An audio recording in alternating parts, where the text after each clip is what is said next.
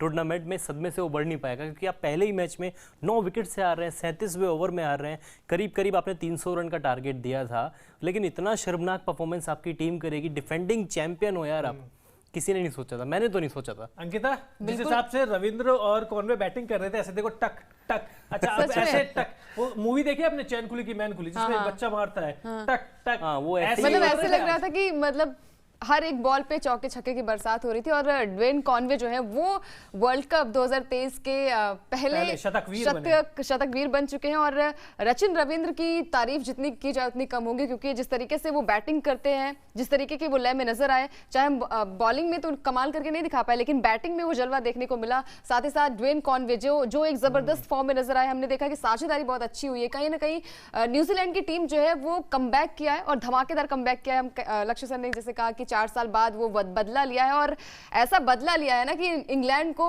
मतलब सदियों याद रहेगा।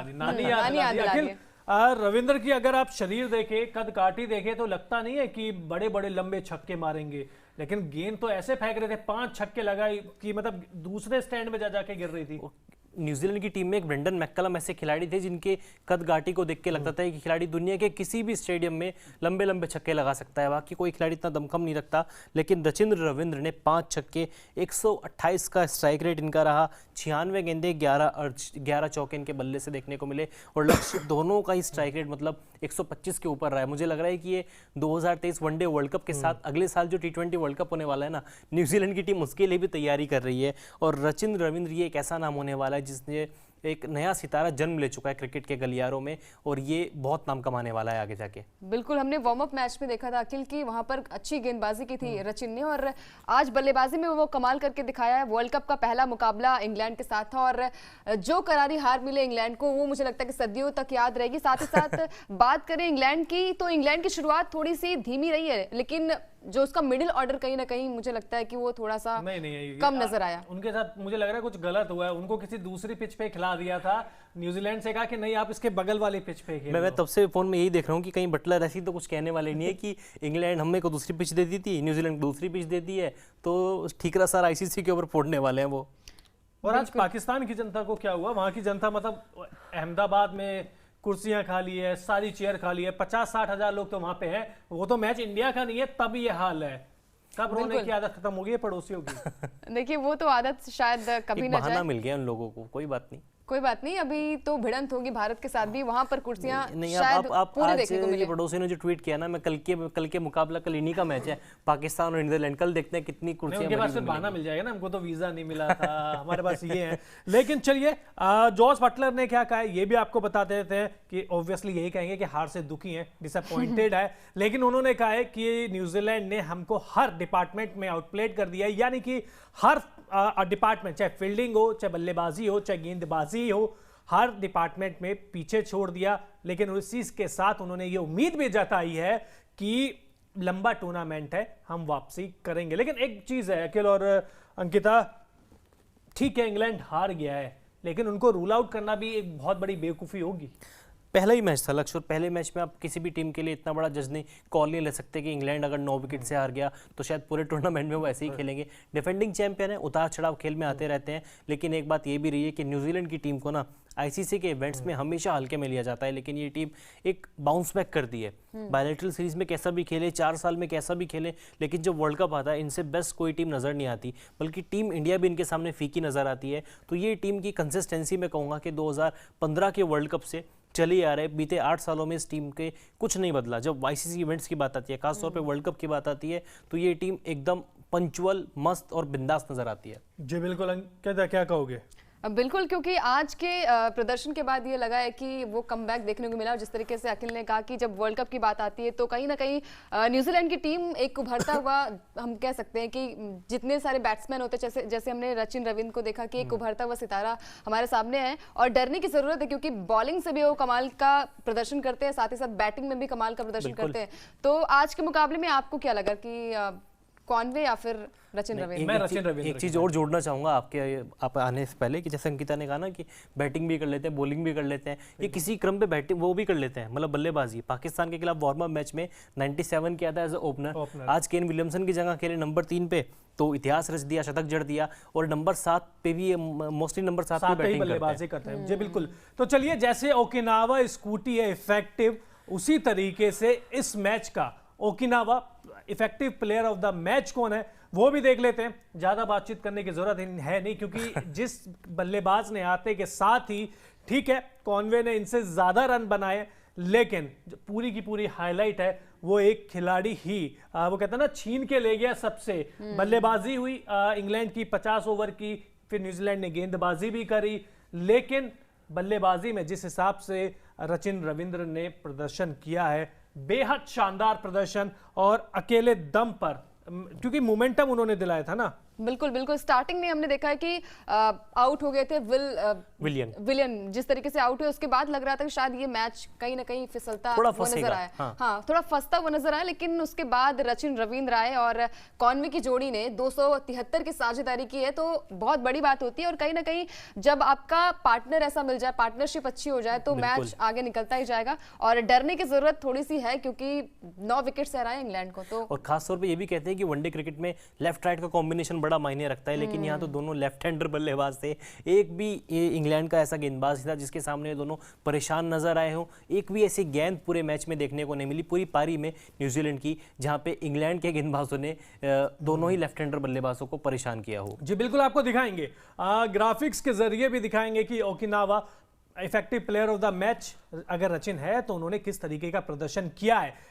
क्यों हम उनको, क्योंकि कॉनवे ने तो उनसे ज्यादा रन बनाए हैं, लेकिन इंपैक्ट किसका था? मेरी नजरों में जो प्रेशर हटाया था वो रचिन रविंद्र ने हटाया था आते के साथ ही। कॉनवे ने ठीक है अच्छी बल्लेबाजी करी है, 150 रन से ज्यादा रन बनाए हैं, लेकिन रचिन रविंद्र के 123 रन मुझे लगता है कि शायद कॉनवे से थोड़े से आगे निकल गए, क्योंकि एक तो अनुभव, बिल्कुल कॉनवे आईपीएल में भी खेलते हैं, इंडिया में बहुत खेलते हैं, पहला शतक लगाया उन्होंने अपना इंटरनेशनल करियर का, और वो भी वर्ल्ड कप के पहले मैच में वर्ल्ड चैंपियंस के खिलाफ। बिल्कुल, पहले ही मैच में वर्ल्ड कप के एक प्रेशर रहता है, वर्ल्ड कप में पहला मैच बतौर डेब्यू था इनका, और कमाल की पारी खेली। और खासतौर पे न्यूजीलैंड के मैनेजमेंट में भी ना, ग्वेरी स्टेट ने भी अपने बयान में कल कहा था कि केन विलियमसन की जगह हम ऐसे प्लेयर को तैयार कर रहे हैं जो नंबर 3 पे जाके थोड़ा बहुत प्रेशर हमारी टीम के ऊपर से कम करेगा। और जब आप 283 चेज कर रहे हैं, अंडर द लाइट चेज कर रहे हैं, थोड़ा बहुत प्रेशर न्यूजीलैंड के ऊपर भी था, क्योंकि 2 बार से रनर अप रहे हैं, वर्ल्ड कप जीत नहीं पाए हैं। और जब आप रनर अप के टैग के साथ, वो भी 2 बार के रनर अप टैग के साथ आते हैं ना,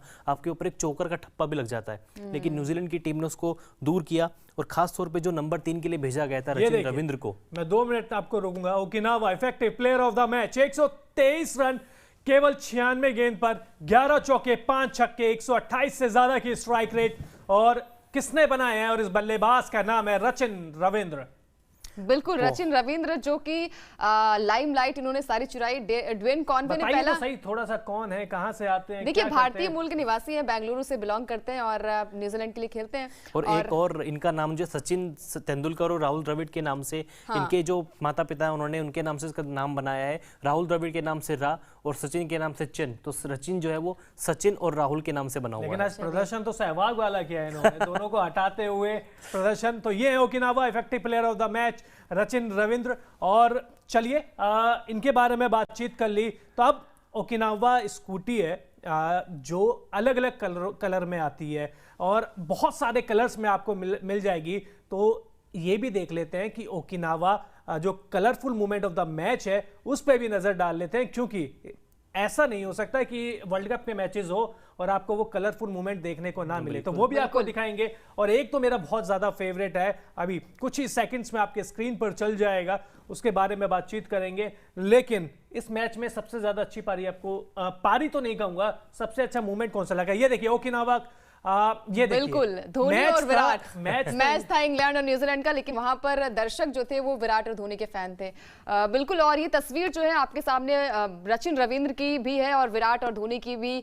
देखिए धोनी तो वर्ल्ड कप में नहीं है, धोनी तो नहीं देख रहे शायद ये भी हो सकता है, लेकिन देखिए रचिन रविंद्र जिस फॉर्म में नजर आ रहे हैं तो इनसे डरने की जरूरत है। और लक्ष्य सर ने जैसे कहा कि पहला इंटरनेशनल मुकाबला वो खेल रहे हैं, तो पहले इंटरनेशनल मुकाबले में शतकीय पारी खेली है, तो आगे के मुकाबले में और धुआंधार पारी मेरे हिसाब से आ सकती है ये उनके तो बैट से। शुरुआत है, अभी तो पार्टी बाकी है न्यूजीलैंड के लिए। मतलब पार्टी भी है बिल्कुल, लेकिन अब यही है कि ओवर कॉन्फिडेंस भी नहीं जाना होगा। अच्छा, इंग्लैंड ने गलती क्या करी? या तो उनको कंडीशन टफ मिली, या जो टॉस आ रहे वही मैच हार गए, क्योंकि बाद में ये तो बहुत सिंपल सी बात है कि बल्लेबाजी करना बाद में बेहद आसान हो जाएगा। मेरे हिसाब से यहाँ पर टॉस हारी है। हारने के बाद कहीं ना कहीं मोमेंटम उनका, मैंने कहा ना कि मोइन अली 11 रन पर आउट हुए, तो शायद वो साझेदारी उनकी हो नहीं पाई और एक के बाद सारे बैट्समैन आउट होते गए। जो रूट ने एक अच्छी पारी खेली, लेकिन उनका सहयोग, उनका योगदान देने के लिए कोई बैट्समैन वहां पर बचा नहीं है, तो शायद वहां पर मिडिल ऑर्डर उनका थोड़ा सा मुझे समझ नहीं आया और कहीं ना कहीं गेंदबाजी तो बहुत खराब रही है। और खासतौर पर जब आपको पता है किस तरह की विकेट होने वाली है और आप पहले बल्लेबाजी कर रहे हैं ना चाहते हुए भी, आपको चाहिए था कम से कम 350 रन तो बोर्ड पे लगाएं, क्योंकि आपको पता है कि अंडर द लाइट चेज हो सकता है और न्यूजीलैंड ने वो करके भी दिखाया। लेकिन उसके बाद भी अगर इंग्लैंड की गेंदबाजी पर नजर डालें, Chris Woakes, Sam Curran, Mark Wood, ये 3 धुरंधर हैं और ये 3 इंग्लैंड के मॉडर्न क्रिकेट में, वाइट बॉल क्रिकेट में लीडिंग विकेट टेकर्स में से एक माने जाते हैं। तो अगर अभी तो टूर्नामेंट शुरू हुआ है, अगर आने वाले मैचेस में भी इसी तरह की विकेट मिलती है और इंग्लैंड पहले ही बल्लेबाजी करता है, तो आप हर बार ये नहीं कह सकते कि हमको कंडीशंस ऐसी मिली हैं, इस तरह का परफॉर्मेंस किया हमने। आपको इस तरह की परिस्थितियों में विकेट्स लेने होंगे। बिल्कुल, सैम करन ने एक विकेट लिया, लेकिन उसके अलावा कोई भी ऐसा बॉलर दिखा नहीं कि जो लय में नजर आया, और सभी वहां पर सभी की पिटाई हुई है। और जिस लय में यहाँ पर कॉन्वे और हम बात करें रचिन रविंद्र नजर आए, तो आगे के मैचेस में भी ऐसी साझेदारी देखने को मिल सकती है। अगर बैट्समैन एक बार टिक गया और सामने अगर अच्छी लय में कोई दूसरा बल्लेबाज नजर आए, तो आउट करना मुश्किल ही नहीं नामुमकिन नजर आ रहा है। और इंग्लैंड को सबक सीखने की जरूरत है कि आपको भाई बॉलिंग भी, क्योंकि आपके पास धुरंधर की कमी नहीं है, आपकी बैटिंग लाइनअप भी अच्छी है, बॉलिंग भी एक चीज और भी है अंकिता और अखिल, मुझे लग रहा है आज जो इंग्लैंड है वो एंकार में खेल रही थी। एक प्लान के साथ आए थे कि हम शॉर्ट पिच गेंद ही करेंगे, हम शॉर्ट पिच के, आप वुड की देख लीजिए गेंदबाजी, शॉर्ट ऑफ पिच लेग, उन्होंने वो सारी चीजें करी, लेंथ, ठीक है। सैम करन की देख लीजिए, एक जिद के साथ आए थे कि हम प्लान भी नहीं करेंगे, हम यही करते रहेंगे, अगर शॉर्ट पिच डालनी है तो यही डालते रहेंगे। अब उनका ये था कि भाई न्यूजीलैंड के गेंदबाजों को भी तो मदद मिली है ना यहाँ से, लेकिन कंडीशंस तो उस समय अलग थी, उस समय तो ड्यू थी नहीं, उस समय तो लाइट जली नहीं हुई थी। अंडर लाइट्स वैसे भी बल्लेबाजी करना थोड़ा सा आसान हो जाता है, और अहमदाबाद में तो वैसे भी आसान हो जाता है। तो आपको लगता है कि शायद जो कप्तानी की हो या जो टीम मैनेजमेंट की प्लानिंग है उसमें भी कमी रह गई? शायद एक रणनीति यही थी ना, क्योंकि डैन कॉन्वे को हमने देखा है, चाहे आईपीएल की बात हो, इंटरनेशनल क्रिकेट की बात हो, शॉर्ट पिच गेंदों के सामने थोड़ा बहुत स्ट्रगल करते हैं।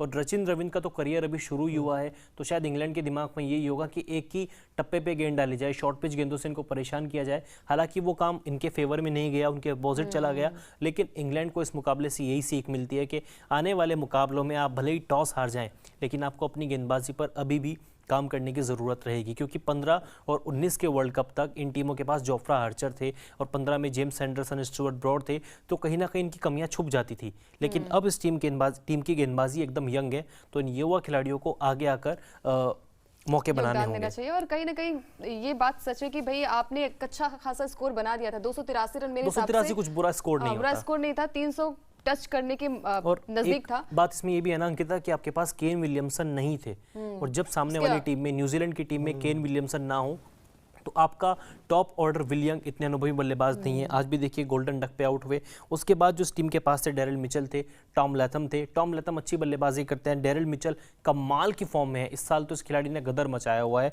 लेकिन वो ये है कि अगर थोड़ा बहुत स्ट्रगल ये टीम कर सकती थी, इंग्लैंड अगर ये मैच जीतती तो टॉप ऑर्डर को आउट करने के बाद ही जीत सकती थी। केन विलियमसन का ना होना, 283 रन बोर्ड पे लगा देना, है भी कि नहीं है। हाँ वही तो कमी नहीं खली, क्योंकि अगले मैच में तो न्यूजीलैंड बल्कि खुद सोचेगा विलियमसन जब वापस आएंगे, अब रचिन को नंबर 3 खिलाएं या विलियमसन को नंबर 3 खिलाएं। और एक चीज भी है ना, देखिए न्यूजीलैंड को आपको तारीफ इस चीज में भी करनी होगी कि हर दिन एक नया स्टार बन के सामने आता है। चाहे गिलेन फिलिप्स हो, एक मैच में वो जिता देते हैं, एक चैपमैन है वो जिता देते हैं, पाकिस्तान के खिलाफ उन्होंने जिताया, रविंद्र रचिंद्र वो अच्छी बल्लेबाजी कर रहे हैं, और कॉनवे तो चलिए पके पकाए वो चावल है ही। और एक नाम भूल गए, ट्रेंट बोल्ट, जिस दिन वो आज खराब दिन रहा था शुरुआत में, हालांकि 10 ओवर में 48 रन ही दिए एंड ऑफ द डे।